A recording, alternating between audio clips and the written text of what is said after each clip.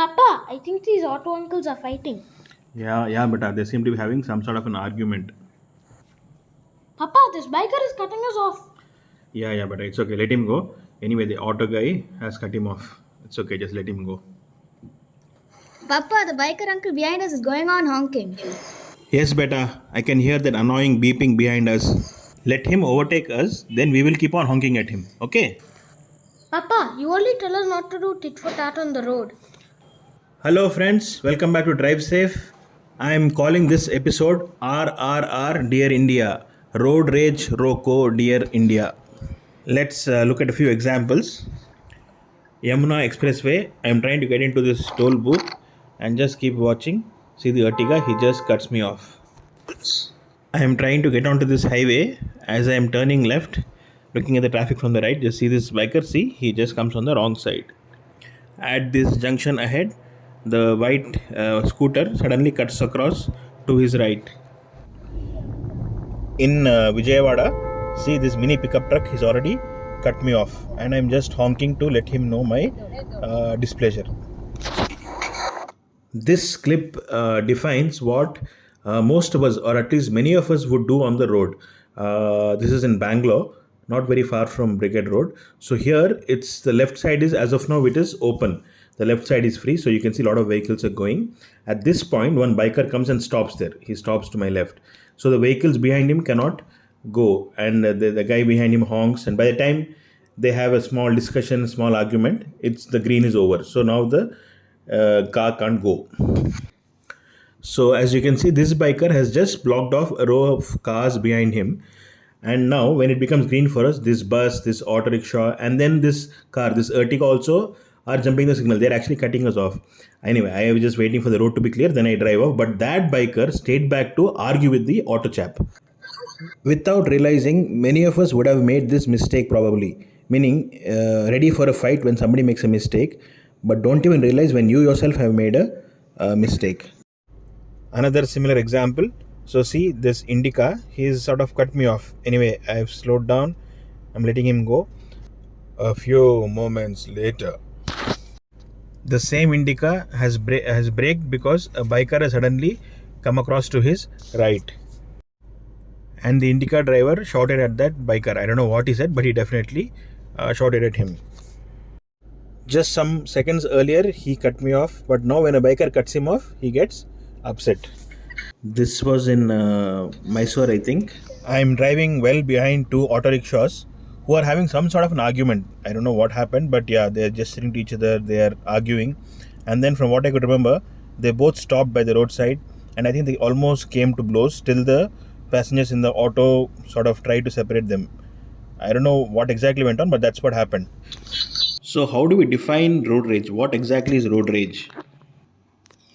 You can go through the definition here.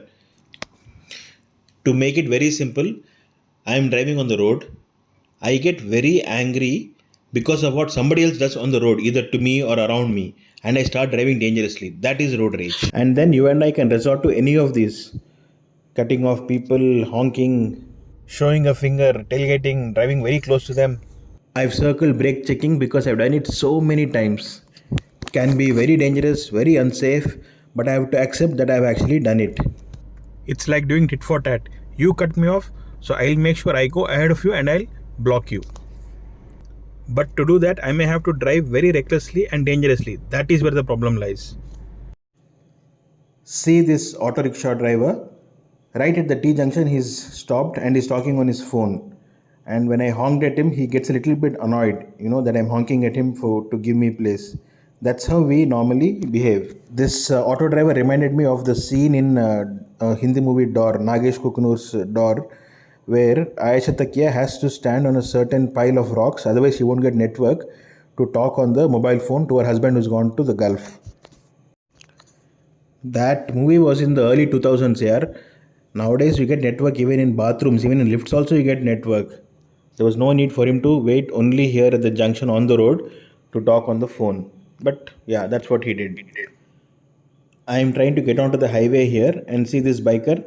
Should I look at him or should I look at the traffic coming from the right? But anyway, I generally don't bother. As much as possible, I let these guys go off. Better that they go away from me rather than me getting more and more angry and getting my BP high. One instance of road rage against Google Maps. I don't know if you can call it map rage or something, but this was in Agra, and the maps took us through such narrow lanes, and I was really irritated. In Chandigarh, the left lane should have been kept free, I agree, but what to do? This is what the scene is.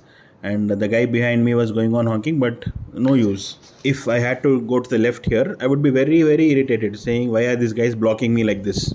I am an orthopedic surgeon, and when it comes to accident victims, especially the ones who had multiple injuries, what we call polytrauma patients, we talk about something called the first hit and the second hit. First hit refers to what happens to a patient at the time of the accident, at the scene of the accident. Meaning it can be fractures, can be head injury, can be a simple injury, can be a grievous injury, whatever. What has happened at the scene of the accident is the first hit. There is nothing much that a medical person can do for the first hit, meaning it has already happened. I may be a doctor, I may be a surgeon, anesthetist, nurse, whatever, nothing I can do. Second hit refers to the way a patient's body mechanisms react to interventions, be it, resuscitation, blood transfusions, anesthesia, surgery, whatever.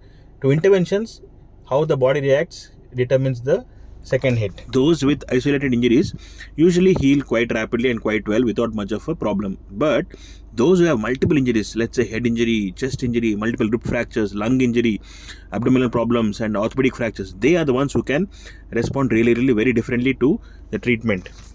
In severe injuries, severe inflammation, organ failure, even death can happen sometimes.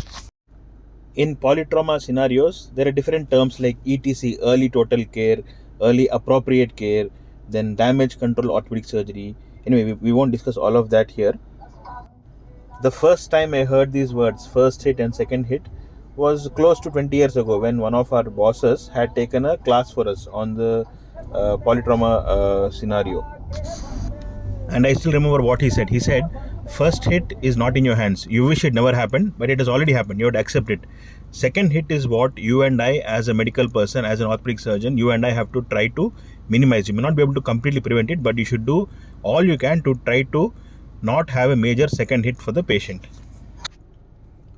We would have seen reports of accidents where they say, passenger died on the spot. That basically means the first hit was so severe that his body could not cope with it at all. It is such a massive injury, which is not compatible with life. So first hit basically means it's completely out of anybody's hands. It is not in my hands, not in the anesthetist's hands, not in the emergency personnel's hands. As a team, we need to do all we can to let the patient have a smooth recovery, to try and prevent secondary insult to the body because of interventions. To tackle my road rage, I keep reminding myself about the first hit and the second hit phenomenon. When someone cuts me off on the road, I've already had the first hit, meaning they've already done it. He or she has already done it. There's nothing I can do about it. But I need to do all I can to prevent me from getting a second hit. If someone drives dangerously and cuts me off on the road and I respond to it, I react to it by driving as recklessly as him or her, I am putting myself and others around me also in danger. If I'm driving in extreme anger, at that point, if you check my heart rate, my BP, my pulse, they may actually be quite high. It might be sky high, and that can be very, very dangerous. It could even lead to a heart attack or a stroke or some medical problem. An ideal scenario would be first hit not happening at all, which means everybody follows rules, everybody drives very, very carefully and considerately. But that is extremely difficult to expect. Not just in India, road rage happens in many countries. It's almost like a universal phenomenon. About a decade ago, the UK scored quite bad with regards to road rage. This Auto Express article rated India as, I think, 5th on that list. But careless, reckless driving and road rage is definitely on the rise in India. And there is definitely a scope for improvement. The Carrick Reed Bridge in Northern Ireland, built by fishermen. It's very old. They only allow you to cross it one by one, and you need to pre-book it online. Northern Ireland is part of the UK along with England, Wales and Scotland, and each part has its own beauty. This is Loch Ness in Scotland, Inverness. As a family, we were able to drive across almost the whole length and breadth of the UK in a couple of years there. And I have witnessed road rage incidents almost in every part of the UK. Not just in the UK, even in Europe. Paris was actually quite bad. Belgium also, I've seen people almost come to blows on the streets. Road rage happens almost everywhere. India is also very beautiful, just that we have much more population, and we also tend to litter a lot. We don't really take as much care of our properties and natural resources as much as the others do. Snow, sea, hills, greenery, everything, you name it, you got it. We have everything actually. This is Padubidri beach near Mangalore, one of the dozen blue flag beaches that India has as of now. Blue flag certification basically means that the beach has met certain set standards for quality, safety, and etc. And it is renewed every year. If you ask someone who's never driven in India, who's driven only in organized, structured traffic system, and suddenly you ask them to drive in India, it can be quite a nightmare. I mean, imagine our roads. It can be really challenging to drive. No idea where this auto guy came from. Beautiful India again. This is, I think, near Munnar. This was in Mysore during the Dasera celebrations. And this was in Manali when I went on a road trip last year with the family. Japan, Sweden, Norway are among the countries that are supposed to have the least amount of road rage. This was in Stockholm. I like the way they gave us the bill like this. And this is the Vasa Museum, a museum that basically showcases how a warship that sunk on its maiden voyage was restored. This is Bhutan's capital, Thimphu, and I was very impressed with the way the traffic was behaving themselves. Actually, they have no traffic signals at all. Be it Thimphu or Paro, I hardly heard anyone honking. It was such a welcome change. People were driving without honking or shouting at each other. It was all very calm and cool. Bhutan depends a lot on us, on India, for most of their trade and income. But this is something that we could possibly learn from them, to drive calmly and coolly without losing our composure.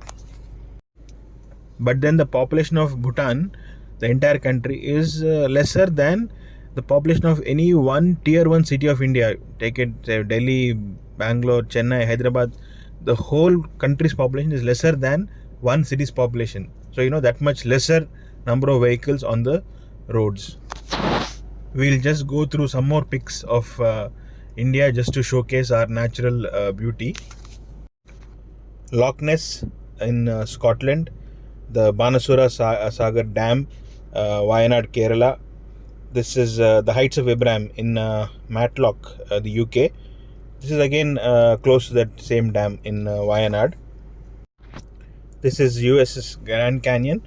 I have not been here. I got this from my cousin. We have our own mini canyon, which many people may not be aware of. This is Gandikota in Kadapa district in Andhra Pradesh. It's actually beautiful. The Penna River cuts through the gorge and it's actually beautiful. But like I said earlier, we tend to litter quite a bit. See how much of litter is there. And also getting to some of these places may not be very easy. We are not as travel friendly as many of the other nations. We could definitely do better.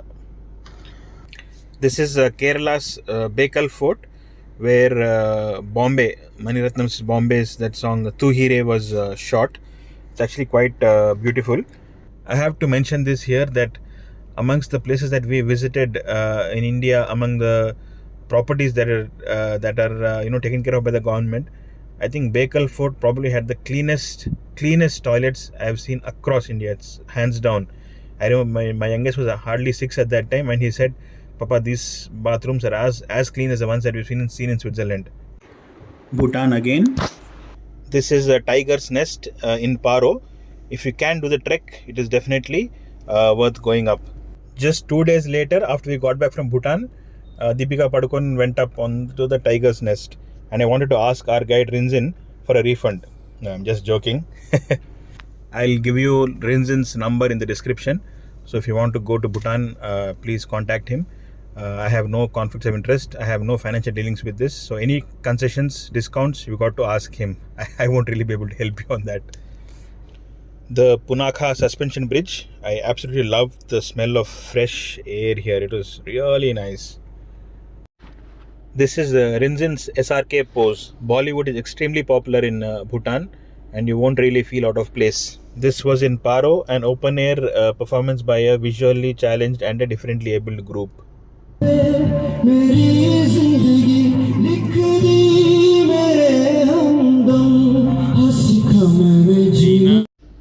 Let's get back to our topic, road rage, how to tackle it. This movie had come out in the late 90s. The tagline of Dil To Pagal Hai was "Someone somewhere is made for you." Even otherwise, it's a well-known phrase. And I remember this movie was a super hit those days. And on the road, I tell myself, someone somewhere will always cut you off. I'm just being practical. I'm not trying to say that this is how we all drive, this is how we should drive in India, haphazardly, recklessly. That's not what I'm trying to say. But basically, when I accept that, yes, somebody may cut me off, automatically my mind is tuned to it. I won't get upset when somebody actually does it. If you look at the theory behind the 5 stages of grief, I think described by Elizabeth Kubler-Ross, she was a Swiss-American psychiatrist, and she says there are 5 stages of grief: denial, anger, bargaining, depression, and acceptance. I don't mean to belittle the troubles that terminally ill patients go through, but for me, on our roads especially, I've reached the stage of acceptance long back that people will cut me off. USB, urgent susu break. One of my friends who's an ENT surgeon, she says she always tells herself and her husband also that if somebody is driving recklessly, she says just think that he or his kid needs an urgent susu break. So just let them go. Don't confront or look them in the eye. Just let them go past you. This guy, he's stopped and he's trying to argue with me. I didn't even bother. I just didn't even look at him. I just kept looking straight and I drove on when the road was clear. No point wasting your energy and time on such people. Another similar example. So I'm behind this Honda City car and he's not made up his mind whether to go right, left. He's looking both ways. The road is actually relatively clear. He can go wherever he wants to go, but he's not going. So finally I honked at him, and even then he was not moving. He was still looking around this way, that way. Anyway, finally when he went off to the right and I had to go to the left, he actually stopped, rolled down his window and was trying to say something to me. I didn't bother. I just drove off. Again, like I said, there's no point wasting your time. Don't take it too personally. Just let those people go. Just think they're having a bad day, or they've never been taught how to actually drive properly. So just let those fellows go. We know long-term capital gains when you sell shares. The same way, for me, LTCG means let the chargers go. And a charger is anybody who's driving dangerously, recklessly, and irresponsibly on the road. It's good to have somebody remind you not to have road rage. Like whenever I have a road rage incident, my wife always keeps telling me, just let him go, don't do all this, just let them go. Initially, I used to get very angry with her, meaning she knows the other fellow has made a mistake. And now when I'm trying to correct him, she tells me to keep quiet. But on the road, it's not worth it. Just let those people go. Like I said, let those chargers go. Play some good music, what you like, count from 1 to 10.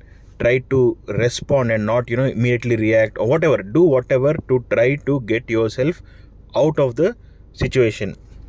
I remember once on Bangalore's elevated tollway, one Xylo cut me off so badly. I was so angry. And I decided, immediately after that I paid the toll, I just waited for about 5 minutes by the roadside. Just took a short walk up and down and then only started driving. So do whatever you can to let your anger go down. This is Bangalore's elevated tollway, by the way. At that time, when the Xylo cut me off, I didn't have a dash cam at that time. Your goal and my goal should be to get to our destination safely without getting stuck on all these unnecessary things on the road. Think of who you're going to meet, your family, your loved ones, your friends, whatever. Whatever I've discussed here so far, it's not very easy to do. It's actually very difficult, meaning you're not at fault, you're not in the wrong. Then why should you let the other fellow go? That's how most of us react. I'll be very honest with you. I'm not a saint. Like in this example, there's a biker trying to overtake me from the right. He's going on honking and I braked just to cut him off. I actually braked. Let's look at it again. A biker is going on honking behind me, but anyway, this biker suddenly cut me off, so I picked it up. I'm about to go to the left, and this guy keeps on honking, and I got very, very annoyed.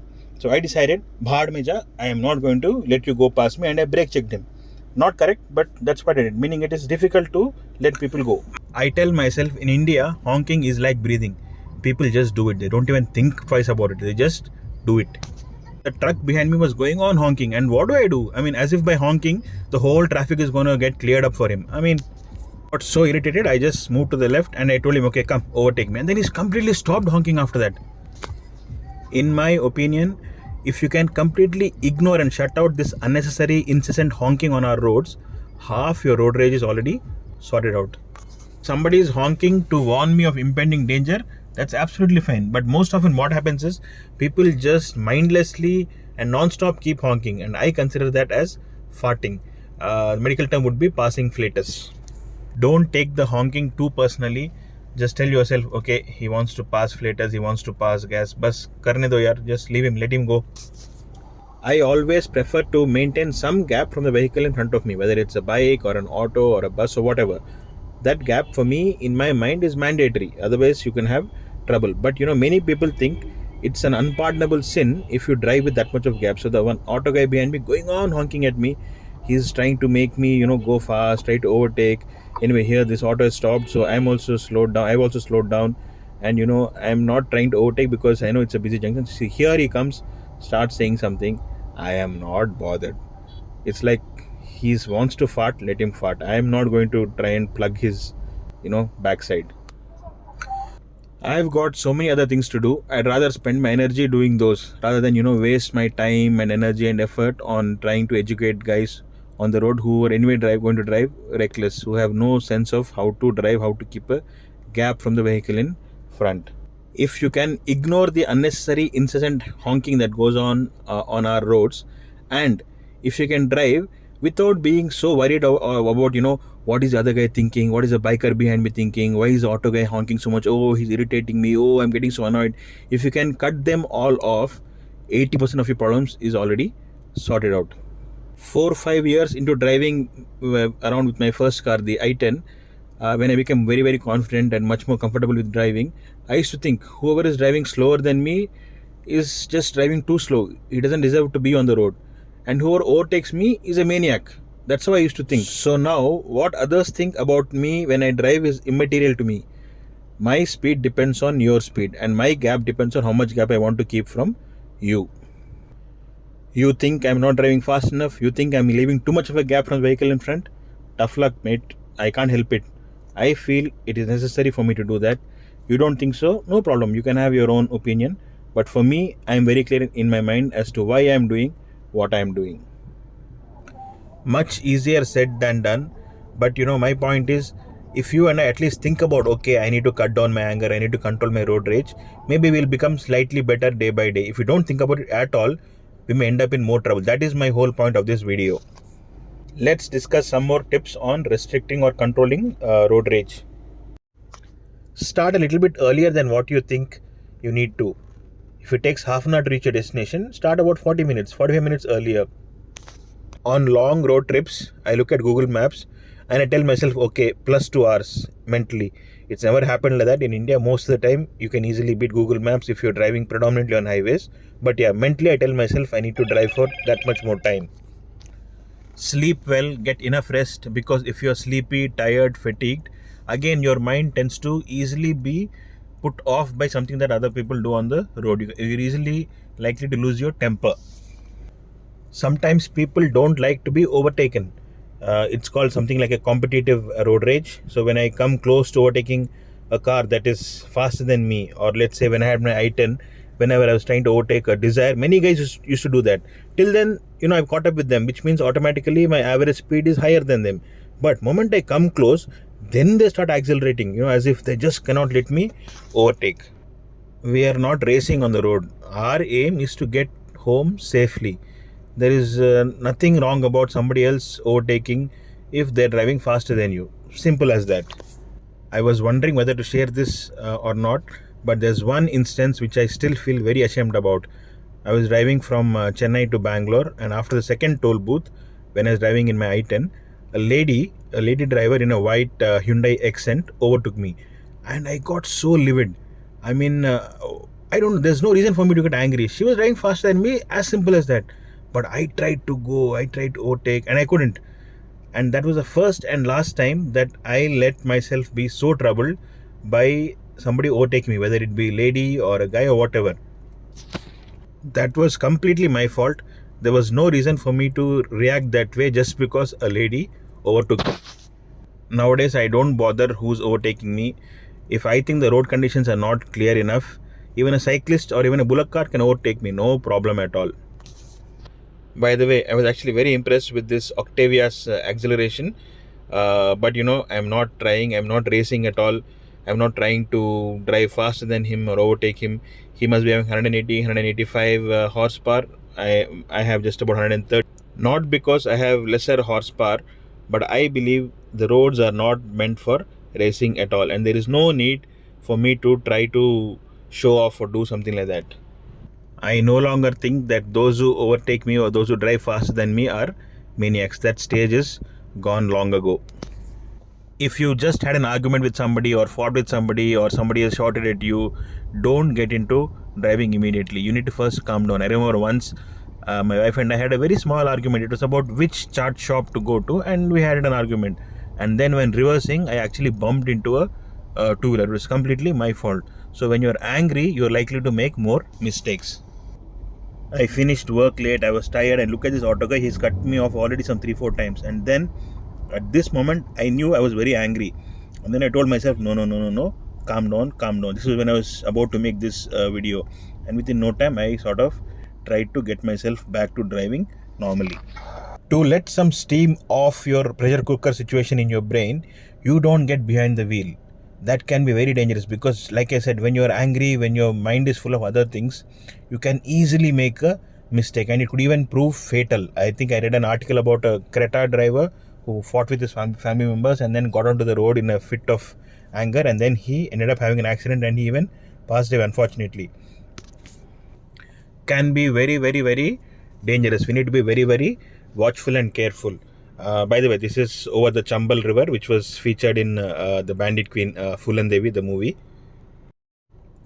Judicial use of the honk. I normally don't like to honk at all, but when I'm angry, I honk to let my displeasure known. And as the honk fades off, I tell myself, okay, your anger also has to die away. It cannot stay on with you because it can be dangerous. Look at this example. As I drive, see this biker suddenly cuts me off and I honk. And as the honk fades off, I need to tell myself, okay, just calm down. If another driver is driving dangerously, is going on brake checking you, or trying to show gesturing at you, or trying to show you the finger and all, try not to look in that direction at all. Look away. Keep yourself quite far away from him. Don't go anywhere close. And if required, if possible, stop safely away and let the guy go off. Let him go. Let him have a 10-minute head start, and then you start again. No point trying to involve in a duel on the road. If you think someone is tailgating you and following you out of road rage because of something that happened on the road, try not to drive back to your home. Go to a public area or a crowded place or to a police station instead of driving back to your place. A crowded place, basically, not your home and not an isolated area, but to a crowded place.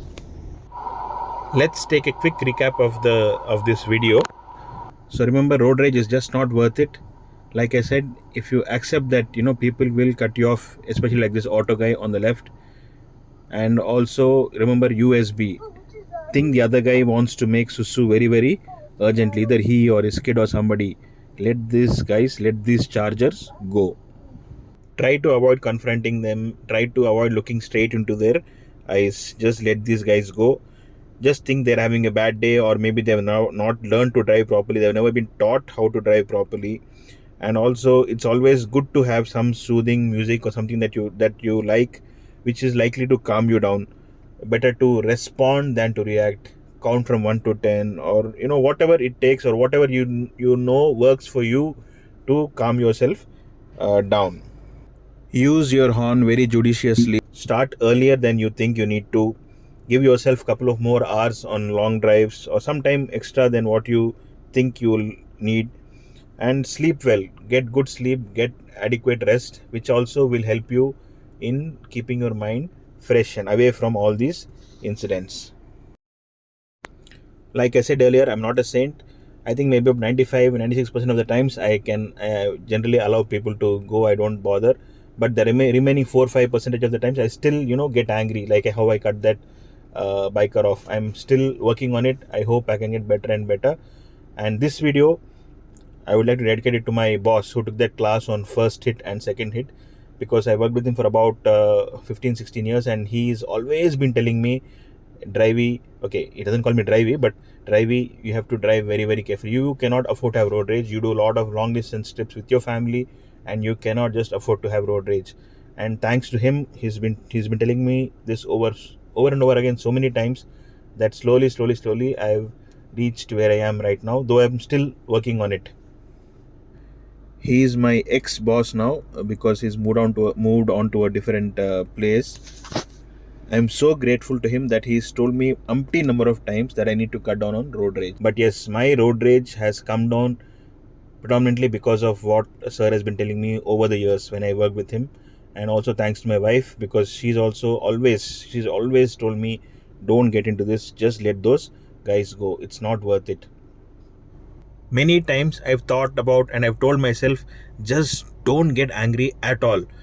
But I'm human, I do make mistakes, and I'm not a saint, I'm not perfect. So yes, anger sometimes I cannot control. It just comes, especially when somebody is driving very recklessly and you're not in the wrong.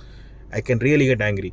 But the important point is, can you get that anger down as soon as possible in the interest of your own safety? That is where, for me, the first hit and the second hit phenomenon applies. First hit is not in my hands, it's already happened, but I need to remind myself again and again, teach myself again and again that yes, try and minimize the second hit.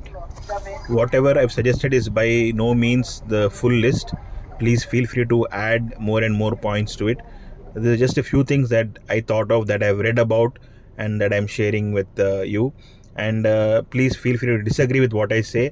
No problem. Please leave a comment in the comment section and we can have a chat. I tell myself that those who are driving recklessly and fast and carelessly, I need to pay them attention only to the point till where they are no longer a threat to me. I just want them to go away from me. And once they go away, they don't deserve even a single second of my time. I am very, very clear on it. You want to crash? Please go ahead and crash. Be my guest. Just leave me alone. Leave my car alone. Leave my occupants alone. That's it. One last example, good or bad, I'll leave it to you to decide. So this Innova here on the right, the black Innova, tried to suddenly cut across. So what did I do? I brake checked him. I got very angry. I brake checked him. But anyway, I kept driving. If this had happened some years ago, I would have done all I could to not let that Innova chap overtake me. I would have, cut across to him, brake checked him, and not let him overtake me. But here, the moment that I got a chance to let him go past me, I slow down, I stay in my lane, and I let him go past me, I let him overtake me. And then I realized he was actually racing with two other black cars. Like I said, racing is actually extremely dangerous on our roads. I let him go when I could, that was good, but then I can't deny the fact that I brake checked him a little bit earlier. So that was bad. If you say, you should not get angry at all, for me that is extremely difficult. Meaning, like I said, I'm human, I'm prone to make mistakes, and I do get angry. But where I am improving, and I'll keep trying to improve, is how to control that anger, how to not let that fit of rage change the way I drive. I think if you forget everything else in this video also, just remember LTCG, long-term capital gains for shares and funds. And for us, when you're driving, it is let the chargers go. And the charger is anybody who's driving, recklessly, insanely, and carelessly. Okay, friends. So I'll stop here. Remember, ideally, first hit should never happen. But that's very difficult. Same way, should never get angry at all. Again, very difficult to do. But the important thing is, how early can you control it and get it down? how well can you prevent yourself from having a second hit? Even if you have done no wrong and the other guy is 200% in the wrong, still it is just not worth it. Don't get into road rage. Try to let them go, and like we discussed, let the chargers go. RRR, dear India. Road rage, Roko, dear India. Even if it is not possible to completely stop it, at least try to restrict it as early and as much as possible. Okay, friends, so I'll stop here. Till we meet again in our next video, let's all drive safe and be safe. Goodbye, friends.